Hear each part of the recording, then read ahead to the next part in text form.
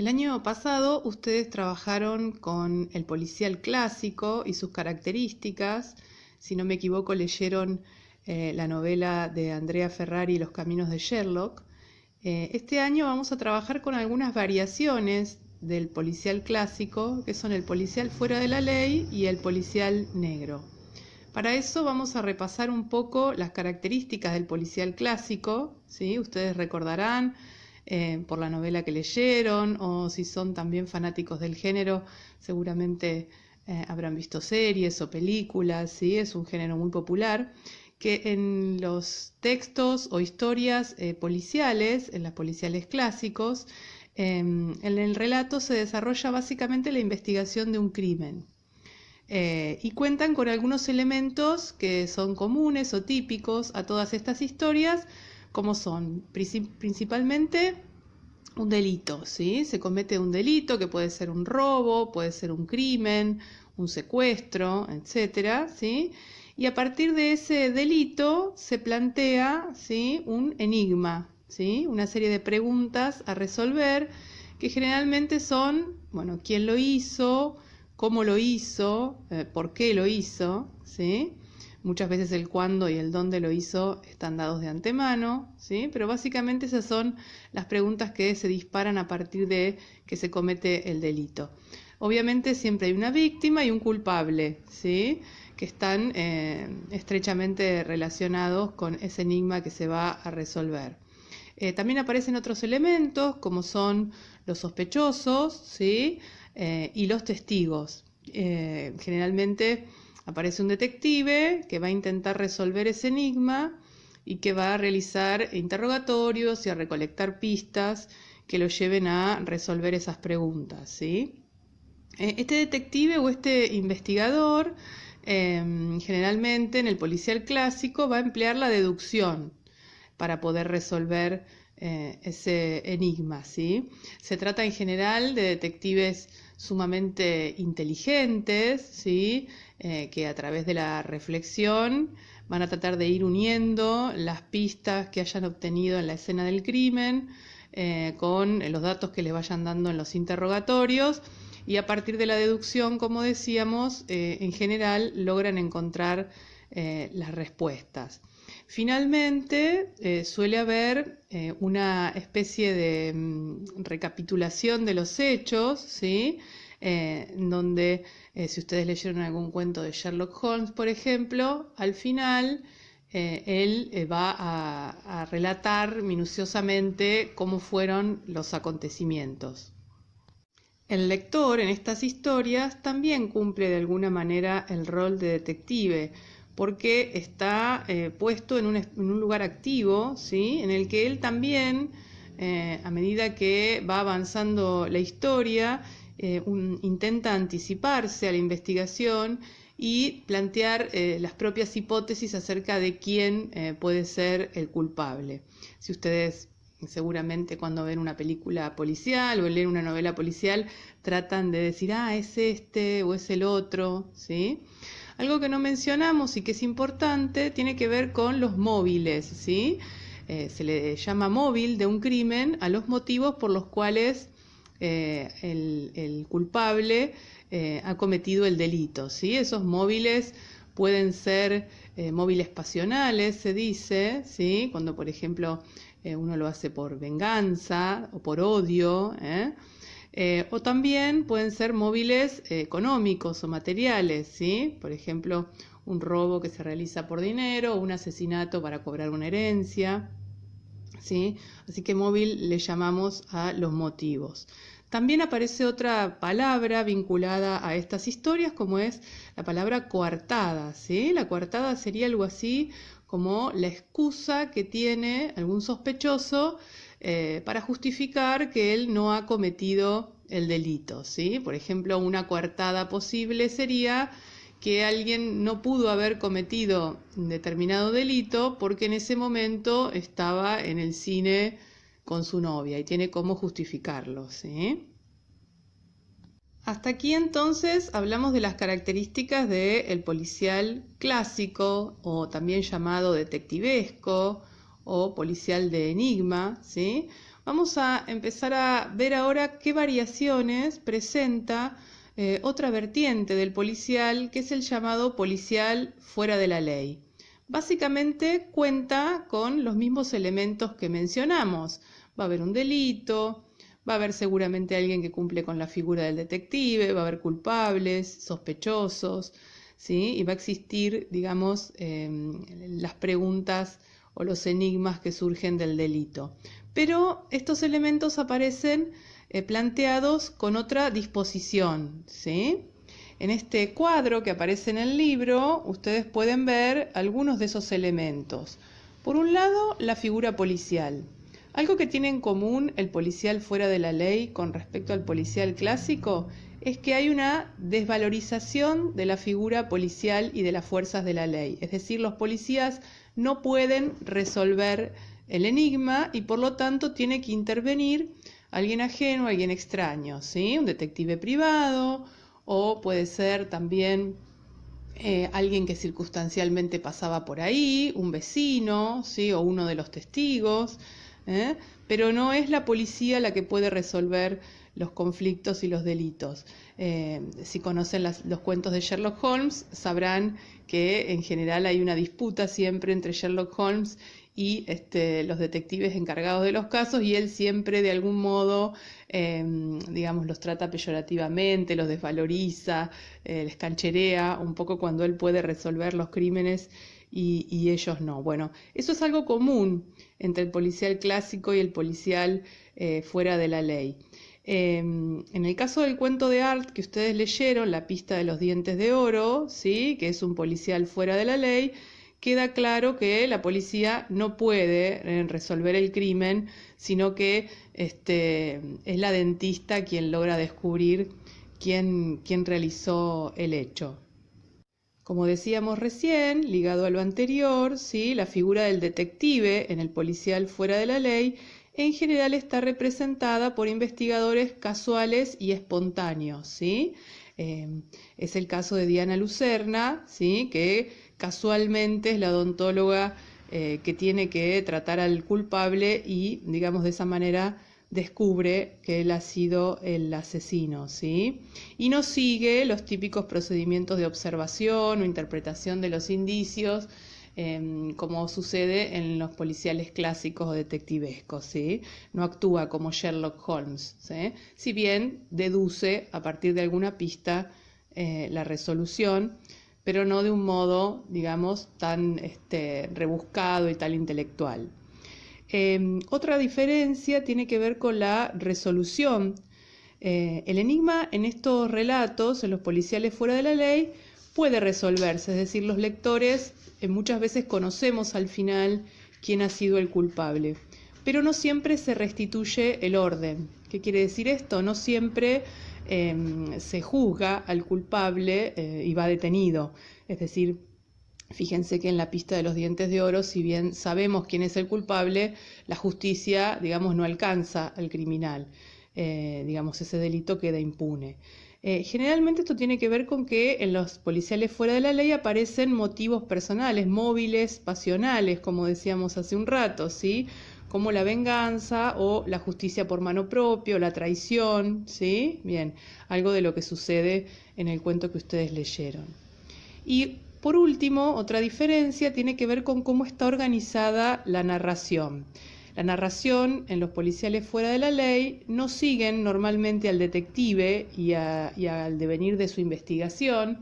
Digamos, el punto de vista del relato no está puesto en el detective, como pasa en el caso de los relatos de Sherlock Holmes, por ejemplo, o de la novela que ustedes están leyendo, La velocidad de la música, ¿sí? Novela en la que van a ver que es Sol quien cumple de alguna manera el rol de detective.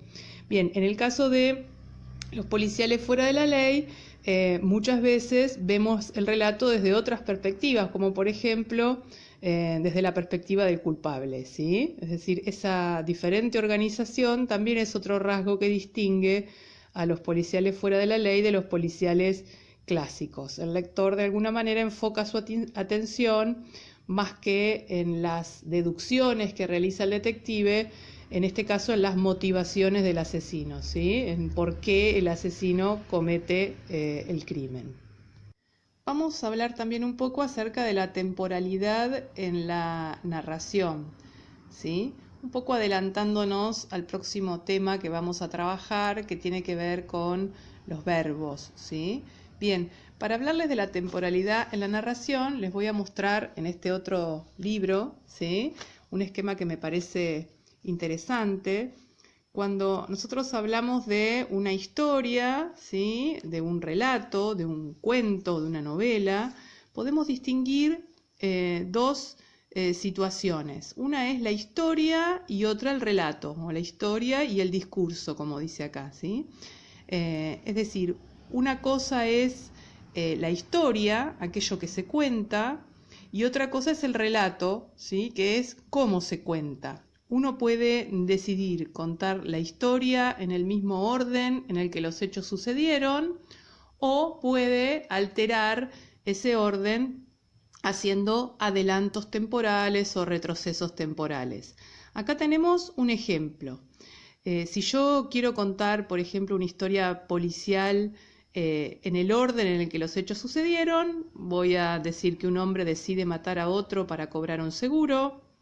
Luego el asesino planea el crimen, luego se comete el asesinato, luego el detective llega a la escena del crimen y luego investiga el caso. En ese orden sucedieron efectivamente los hechos, es un orden cronológico, ¿sí? Ahora también puede narrarse la misma historia de otra manera y en otro orden, ¿sí? Por ejemplo, narrar como primer hecho que el detective llega a la escena del crimen, luego observa qué ocurrió, luego investiga el caso, luego descubre cómo se plantea el asesinato y luego descubre quién lo cometió y por qué y realiza la reconstrucción de los hechos, ¿sí? Entonces, no siempre en el relato se respeta el orden de la historia, ¿sí? Es lo que nosotros muchas veces conocemos como flashbacks, ¿sí? Es decir, se hacen retrocesos temporales o a veces también adelantos temporales para muchas veces crear suspenso, ¿sí? O para hacer más atractivo el relato para los lectores. Ahora bien, cuando nosotros elegimos contar una historia, por ejemplo, cuando ustedes tienen que escribir un cuento, o aquellos que les gusta cuando escriben un relato por gusto o porque se los piden en la escuela la profe de lengua, ¿sí? Uno tiene dos opciones básicamente.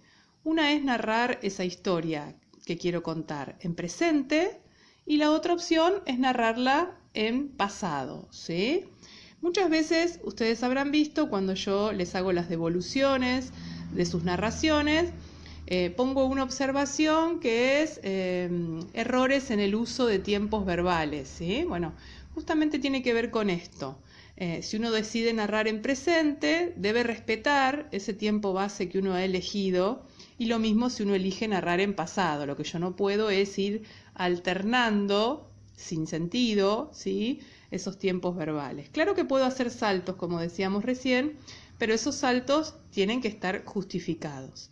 Vamos a ver qué pasa si decidimos narrar nuestra historia en presente, ¿sí? La mayoría de los relatos están narrados en pasado, ¿sí? Pero eso es una cuestión de estilo y de gusto. Hay muchos relatos que están escritos en tiempo presente, ¿sí? ¿Qué efecto de lectura tiene esto de narrar en presente? En principio hablamos de que provoca mayor tensión y dramatismo, ¿sí?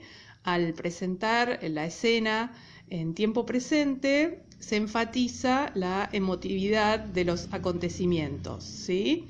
Por ejemplo, en La pista de los dientes de oro se utiliza el presente para generar una mayor sensación de cercanía con el asesino. Y otra de los efectos de lectura que tiene narrar en presente es la veracidad y la validez, ¿sí? Para enfatizar la importancia de los hechos pasados se utiliza el presente histórico, que se llama, ¿sí? Entonces hacemos que esos hechos parezcan más verdaderos y más válidos al actualizarlos y usando el tiempo presente. La otra opción que tenemos es narrar nuestra historia en pasado, ¿sí? Muchos de los relatos que ustedes han leído y que leen están narrados en pasado. Hay una serie de tiempos verbales que son los usuales, los más empleados en este tipo de narraciones. Vamos a verlos más adelante, ahora solamente los mencionamos, ¿sí? El pretérito perfecto simple o compuesto se emplea para las acciones concretas, en general para las acciones principales de la historia. El pretérito imperfecto normalmente se emplea para descripciones, ¿sí? Para acciones secundarias, para acciones durativas. El pretérito pluscuamperfecto se utiliza para acciones anteriores al tiempo de la narración, por ejemplo, para hacer un salto hacia el pasado. Si estamos contando una historia que ya sucedió y de pronto queremos ir un poquito más atrás, ¿sí? El pretérito pluscuamperfecto es el tiempo verbal que vamos a emplear para eso. Y por último, el condicional simple se emplea para acciones posteriores al tiempo de la narración. Por lo tanto, decimos que podemos usarlo para hacer saltos hacia adelante, para hacer adelantos en la historia. Todos estos tiempos verbales ustedes los pueden encontrar en las hojas que están al final del libro. Siempre en los libros de lengua hacia el final ustedes tienen los verbos conjugados, el paradigma regular que se llama, ¿sí? Los verbos modelos conjugados en todos los tiempos, y pueden encontrar estos tiempos si tienen alguna duda. De todas maneras, recuerden que un poquito más adelante vamos a trabajar con verbos. Dos nombres difíciles que aparecen acá, que parecen nombres de remedios, pero no lo son: analepsis y prolepsis, ¿sí? Bueno, no es ni más ni menos que lo que venimos hablando hasta ahora, ¿sí? Son los saltos en la historia hacia atrás o hacia adelante que uno puede hacer cuando está relatando un cuento o una novela. Cuando nosotros alteramos el orden temporal, como decíamos hace un rato, es decir, cuando historia y relato no coinciden, ¿sí? Bueno, en ese caso aparecen las llamadas analepsis, o el nombre más sencillo por ahí, que es retrospección o flashback, como también solemos llamarlo con su nombre en inglés, ¿sí? Que es un momento, una frase, un fragmento del relato en el que se retrocede a una acción previa, ¿sí? Supongamos cuando al final de un relato policial el detective realiza la reconstrucción de los hechos, ahí estamos frente a una retrospección o analepsis. Y por otro lado, llamamos prolepsis o anticipación, ¿sí? A un fragmento, una frase del relato que se adelanta y anticipa hechos posteriores, ¿sí? Aquí, por ejemplo, en el caso del cuento de Art, se da el ejemplo, dice: el asesino no es descubierto nunca, ¿sí? El narrador nos adelanta que nunca Lauro será descubierto por la policía.